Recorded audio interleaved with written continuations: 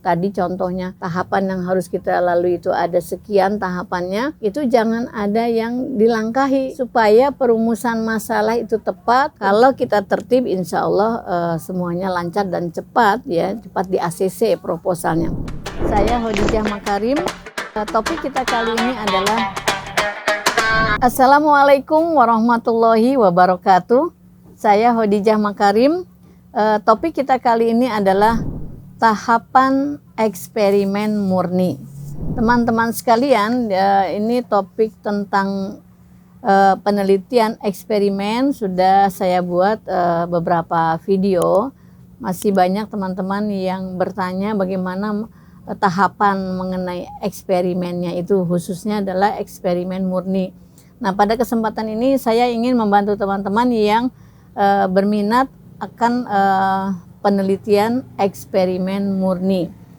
Nah, yang pertama saya ingin sampaikan dulu ciri penelitian eksperimen ya. Ada khas ya, ada kekhasan dibandingkan dengan penelitian-penelitian yang non eksperimen.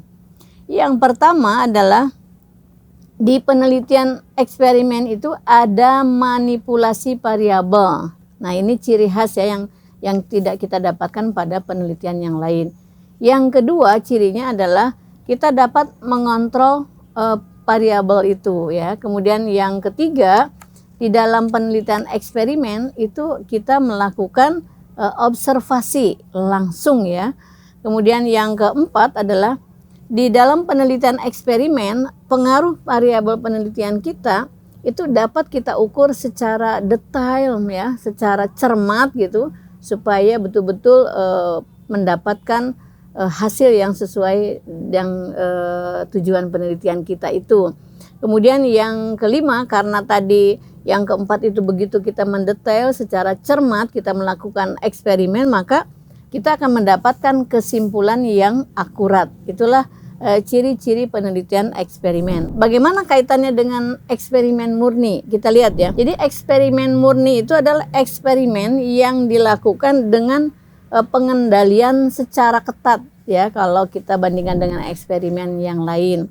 Nah, kita akan bisa menyingkirkan ya variabel-variabel yang tidak kita kehendaki, tidak kita harapkan berpengaruh pada penelitian kita, itu pada eksperimen murni. Jadi pada eksperimen murni, peneliti itu betul-betul sangat hati-hati di dalam melaksanakan proses melaksanakan eksperimennya itu ya, dibandingkan dengan eksperimen jenis yang lain.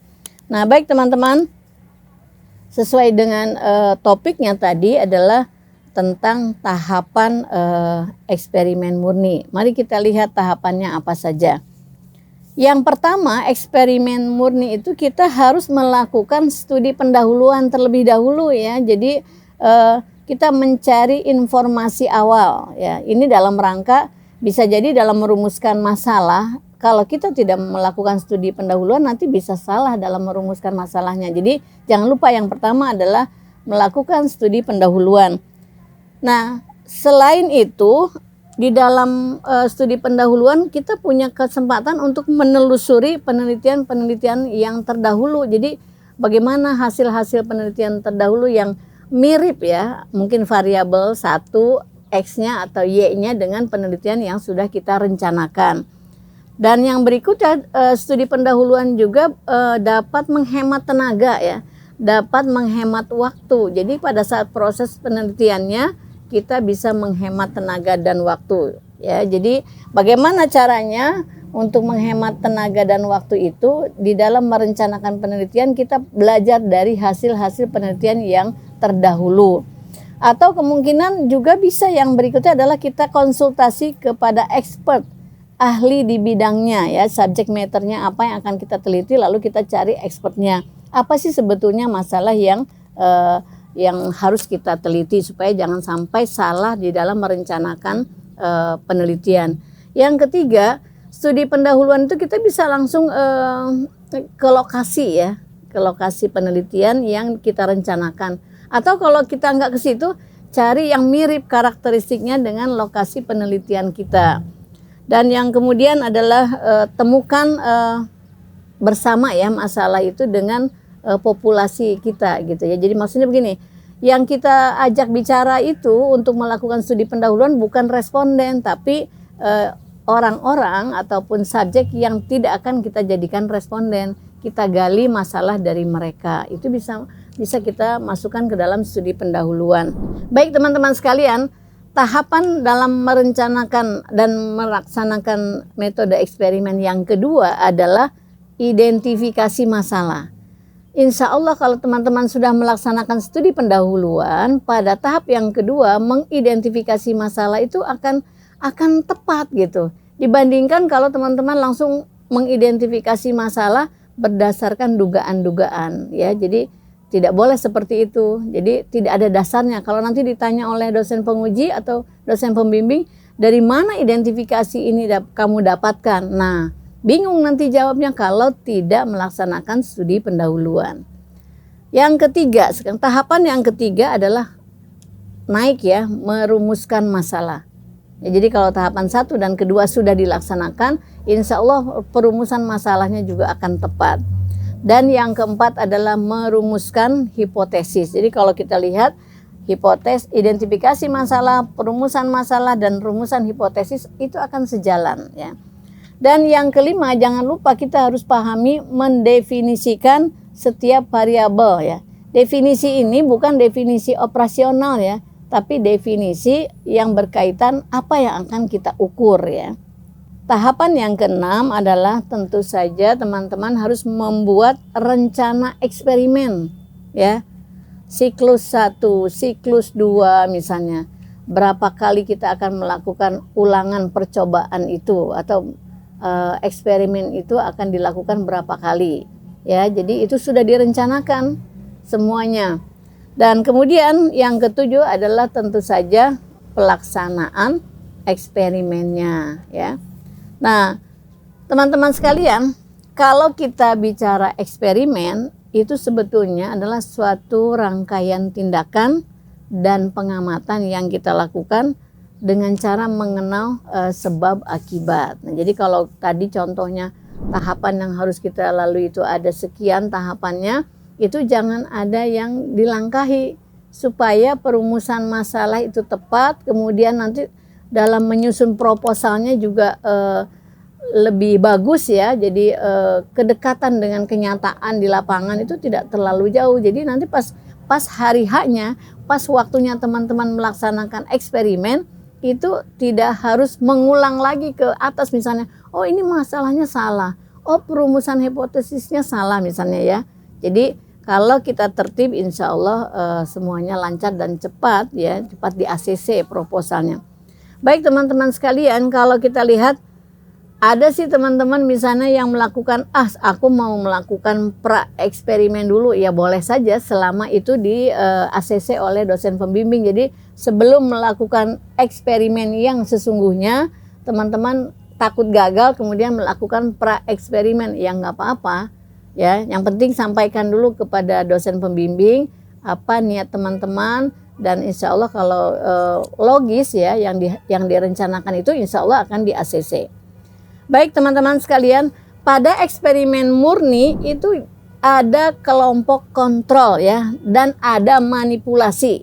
Ini ya sebagai closingnya, jangan lupa bahwa pada saat kita memilih metode penelitian eksperimen murni, kita harus membuat kelompok kontrol ya, dan ada manipulasi pada variabelnya seperti yang tadi sudah saya jelaskan.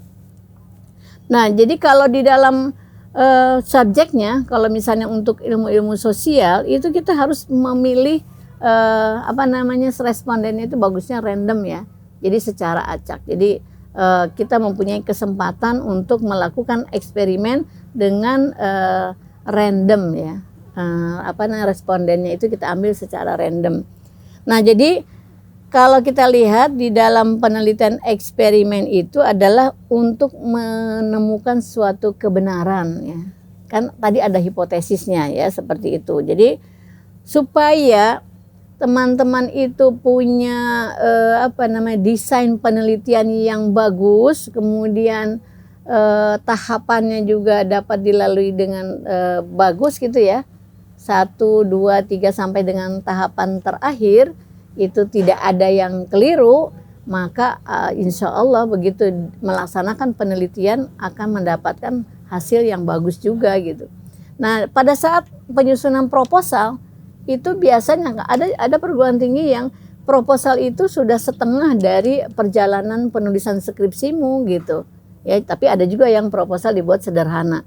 Nah, bagaimana kalau kamu misalnya ada di posisi yang kampusnya membuat proposal itu memang sudah setengah dari perjalanan menulis skripsimu, jadi itu sudah menguntungkan. Jadi setelah masuk ke proses penelitian, tinggal melanjutkan mengolah data ya, lalu menganalisisnya dan melanjutkan dengan pembuatan dan perumusan hasil penelitian, dibahas dan ditutup dengan kesimpulan. Ya, jadi kalau kita lihat semua itu supaya tercapai dengan baik, maka harus sistematis ya. Jadi ada rencana yang dibuat secara sistematis. Ya. Kemudian desainnya juga harus jelas tujuannya ya. Tujuan ke-1, tujuan kedua dan seterusnya.